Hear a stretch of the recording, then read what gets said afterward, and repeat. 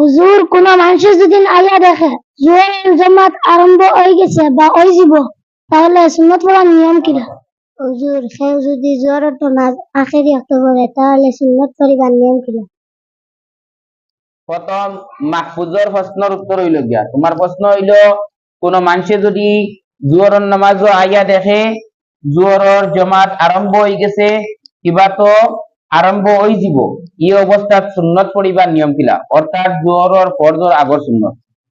কোন মানুষে যদি আইয়া দেখে জোহরের নামাজ আরম্ভ হয়ে গেছে তাহলে সুন্নত পড়া বাদ দিয়া জমাত গিয়া শরীক হয়ে দিত। আর জোহরের জমাত বাদে 4 রাকাত সুন্নত হয়, ফরজর বাদর 2 রাকাত সুন্নতর আগে পড়তে পারবো কিবা তো ফরজর বাদর 2 রাকাত সুন্নতর বাদে পড়িতে পারবো।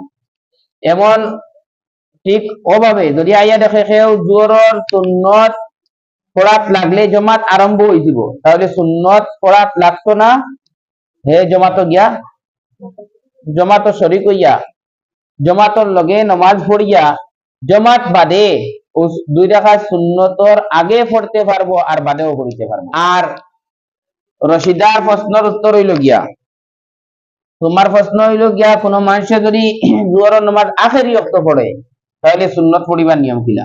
কোন মানুষে যদি দেখে ওয়াক্ত যাইব কি সুন্নত পড়াত লাগলে তাহলে খালি ফরজ পড়িত, সুন্নত পড়াত লাগতো না। বুঝছো নি? আল্লাহ তাআলা আমরারে আমল করার তৌফিক দান করুন। ফজর নামাজের আরো মাসলা রয়েছে, গতকাল হইছো ফজরের সুন্নত পড়িবার নিয়ম।